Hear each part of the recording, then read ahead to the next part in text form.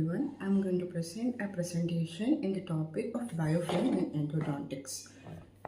Introduction. Persistence of microorganism as shown to be a most important cause for endodontic failure. Root canal infections are biofilm medicated. Due to increased concern about the biofilm, endodontic research has focused on a characterization of the root canal biofilm and a clinical method to interrupt the biofilm along with killing microorganisms. Definition. The biofilm can be defined as a sessile multicellular microbial community characterized by the cells that are firmly attached to the surface and immersed in the self-produced matrix of extracellular polymeric substance. The characteristics of biofilms are autopoiesis, homeopoiesis, synergy, and communicability. In the stages of biofilm formation, attachment, growth, maturation, dissemination. So under the attachment, it is the first stage of the biofilm formation which involves the absorption of the planktonic cells to the surface. Film on the tooth surface consists of proteins, extracellular, DNA and glycoproteins from the saliva, gingival, clavicular fluids and microbial product. So under the growth, the second stage which involves the proliferation of microorganisms to form microcolonies. So under maturation, it is the third stage which involves the formation of structurally organized mixed microbial community. The biofilm forms a mushroom-shaped structure with a heterogeneous populations. So under dissemination, it is the fourth stage and the detachment of the biofilm microorganisms occurs, and it is assumed that the enzyme released from the monolayer of the bacteria results in their detachment. Detachment of microorganism results in spreading and colonization of the new site to the new site. So this is the picture which I have placed here. This is the stage of stages of biofilm formation. So next slide is the types of endodontic biofilm. There are four types, which is intracanal microbial biofilm, extraradicular microbial biofilm, periapical microbial biofilm, and the biomaterial center infections. So under intracanal microbial biofilm, this microbial biofilm forms on the root canal dentin of infected tooth. So mainly found bacteria in this biofilm are loose connection of cocci, rods, filaments, and spirochetes. The ability of the Enterococcus faecalis to form the calcified biofilm on the root canal dentin can be main factor that contribute to its persistence and resistance to the treatment. So in extra-radicular microbial biofilm is also termed as a root surface biofilm. So the formed on the root surface is the cementum adjacent to the root apex of endodontically treated infected teeth. So the site is the teeth with asymptomatic periapical periodontitis, the chronic periapical abscess associated with the sinus tract. In this biofilm, mainly found organisms are cocci and rod. So, in the periapical microbial biofilm is periapical microbial biofilm or isolated biofilm found in the periapical region of endodontically infected teeth, asymptomatic periapical lesion, refractory to the endodontic treatment. So, the microorganisms involved are actinomycosis, propionibacterium, propioniocum, and microbial center infections. There are occurs when the bacteria adheres to an artificial biomaterial surface such as root canal obturating material and forms a biofilm. So it consists of three phases. So in phase number 1, the transport of bacteria to the biomaterial surface, and in phase 2 is initial non-specific adhesion phase, and phase 3 is specific adhesion phase. So under the shape of my biofilm is shaped as a tower or a mushroom shape, can reach up to 300 or more cell layer thickness. So usually contains a different species in the mixed community.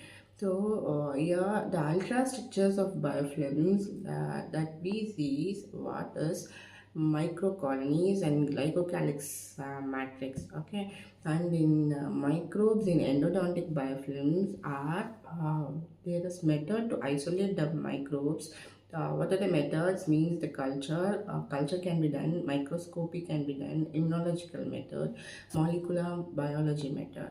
So the microbes involved in the biofilm formation are E. faecalis, coagulase negative staphylococcus, streptococci, actinomyces, and propionibacterium, propionicum. So others are as usual, etc. And methods to eradicate the biofilms that can be eradicated by using sodium hypochlorite, which is an effective against the biofilm containing ABI intermediate. So in chlorhexidine diglycolate, that is it is usually very effective, and they are against for both gram positive and gram negative bacteria. And the methods to eradicate there are Q-mix, iodine, EDTA, ozone, ozonated water, and MTAD, tetracline, calcium hydroxide, ultrasonic activated irrigations are present. And there is also a plasma dental probe. It is an effective for tooth disinfected plasma emission spectroscopy. Identified atomic oxygen as one of the likely active agent for the bactericidal effect, and photoactivated disinfection. It is a combination of the photosensitizer solution and low power laser light. And in endo activator system, it is able to debride the lateral canal, remove the smear layer, and dislodge stimulated the biofilm clumps within the curved canal.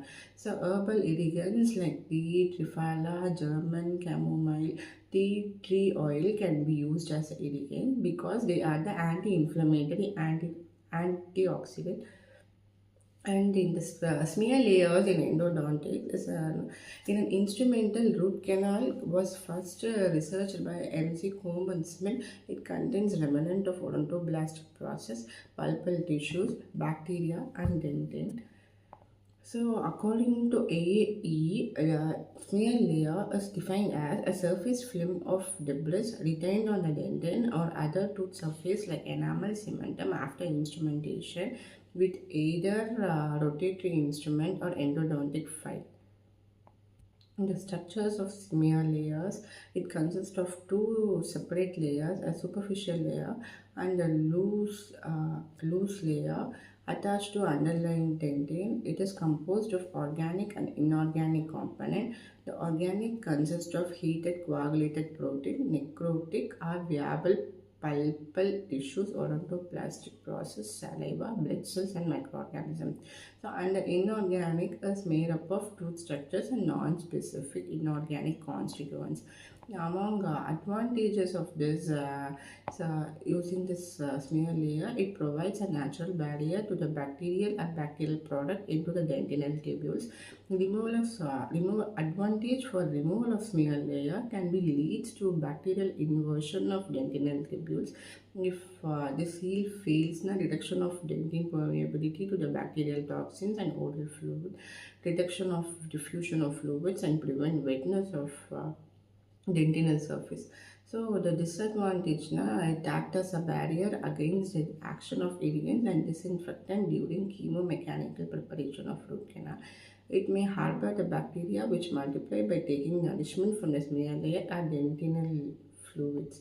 So the agents used for the removal of the smear layers are sodium hypochlorite, EDTA, salvizole, EGTA, ethylene glycol bis beta aminoethyl ether, tetraacetic acid, tetracycline, MTAD. So the modification of smear layer, a percentage of 4% of titanium fluoride and 30% potassium oxalate have been used to modify the smear layer. Titanium is a polyvalent metal and has remarkably capacity to bind with organic material of dentin, forming a tenacious coating of titanium oxide which is resistant to dissolution by potassium hydroxide washing or HCl treatment. So the most common use of endodontic infection is the surface associated growth of microorganisms. To understand pathogenesis and disinfections of the root canal microflora, biofilm concepts should be applied. So one must understand the formation and mechanism of resistant the endodontic biofilm. So by conclude by saying the most common cause of endodontic infection is the surface associated growth of microorganisms. To understand the pathogenesis and disinfections of root canal microflora, biofilm concept should be applied. So one must understand the formation and the mechanism of resistant endodontic biofilms. So thank you.